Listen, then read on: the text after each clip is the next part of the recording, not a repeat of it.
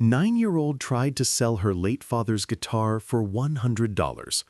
What Ozzy Osbourne did next left everyone crying.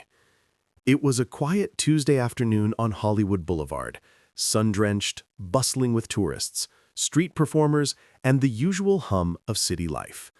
Among the crowd stood a small figure, barely visible between towering palm trees and selfie sticks. 9-year-old Lily Martinez clutched a worn acoustic guitar, its wood scratched but lovingly polished, and held a hand-scrolled cardboard sign that read, "Dad's guitar, $100. He's in heaven now." Lily's father, Miguel, had passed away just 3 months earlier from a sudden heart condition. A musician himself, he'd taught Lily everything she knew about chords, rhythm, and the healing power of music. The guitar was his most prized possession, a gift from his own father, and the only thing Lily had left that still carried his scent, his fingerprints, his spirit. But rent was due, and her mom had been working double shifts just to keep food on the table. Desperate, Lily had begged to sell the guitar, hoping the $100 might help even a little. For hours people walked by.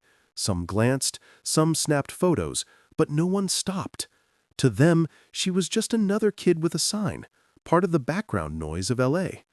Lily's eyes grew heavier with each passing minute, her hope fading like the afternoon light. Then, a black SUV pulled to the curb. Out stepped a man in dark sunglasses, a white t-shirt, and an unmistakable aura. Ozzy Osbourne, the Prince of Darkness himself.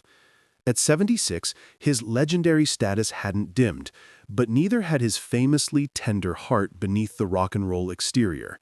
He'd been on his way to a studio session when he spotted Lily.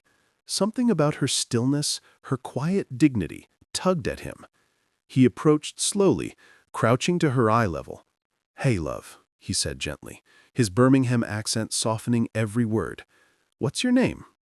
"Lily," she whispered, clutching the guitar tighter. "And whose guitar is this?"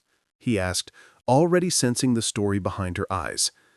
"My dad's," she said, voice cracking. He died. I'm trying to sell it so Mom doesn't have to cry anymore." Ozzy's expression shifted. The rock god who once bit off a head of a bat was now fighting back tears. He knew grief. He'd lost friends, bandmates, even his own son years ago. Music had always been his refuge, and now here was a child trying to let go of her father's music out of necessity. He didn't ask to play it. He didn't haggle. Instead, he reached into his pocket and pulled out his wallet. "I'll take it," he said, "but not for $100. Lily's eyes widened. "How much then?" Ozzy smiled, a warm, fatherly smile that belied his wild reputation. "How about, $0? Because I'm not buying it. I'm giving it back to you." Confused, Lily blinked. But you just said you'd take it." "I'm taking it," he said, "to fix it up, tune it, and then return it to you with something extra." Before she could respond, Ozzy turned to his assistant and gave quiet instructions. Within minutes, a small crowd had gathered, phones raised, sensing something extraordinary was unfolding. The next day, Lily and her mother received a call. Ozzy wanted them to come to his home studio. Nervous but hopeful, they arrived to find not just Ozzy, but a small gathering of musicians, including Slash and Dave Grohl, who'd heard the story and wanted to be part of it. In the center of the room sat Lily's father's guitar, but now it gleamed like new, its scratches filled with gold lacquer in the Japanese art of kintsugi, symbolizing beauty in brokenness. Ozzy knelt before Lily again. "Your dad's music lives in you," he said, "and you shouldn't have to sell that away. So, I had it restored. And I wrote you a song." He then played a gentle, haunting melody he'd composed overnight, titled Lily's Light. It was soft, hopeful, woven with the kind of vulnerability few knew Ozzy possessed. Tears streamed down Lily's face as she recognized a chord progression her father used to play every night before bed. But Ozzy wasn't done. He announced he'd set up a trust fund for Lily's education, enough to cover college and music lessons for years to come.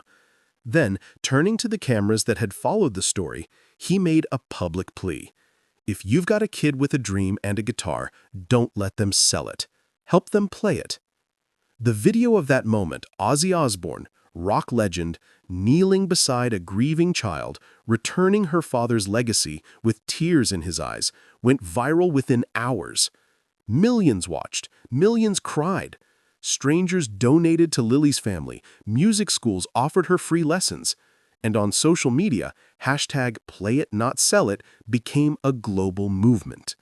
Weeks later, Lily stood on a small stage at a charity concert, playing her father's guitar, now known as the kintsugi guitar, with Ozzy watching proudly from the wings.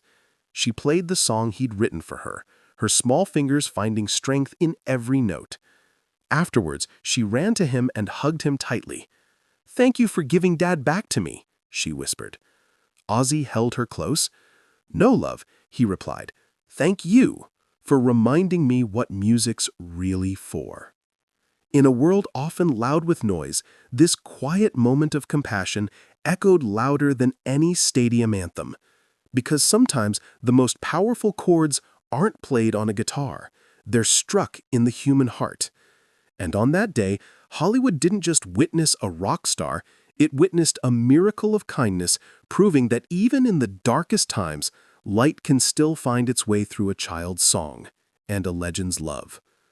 If you believe in kindness and second chances, please like, share, and subscribe to ACA Storytales for more emotional stories. Your support helps us spread hope to millions. Thanks for watching.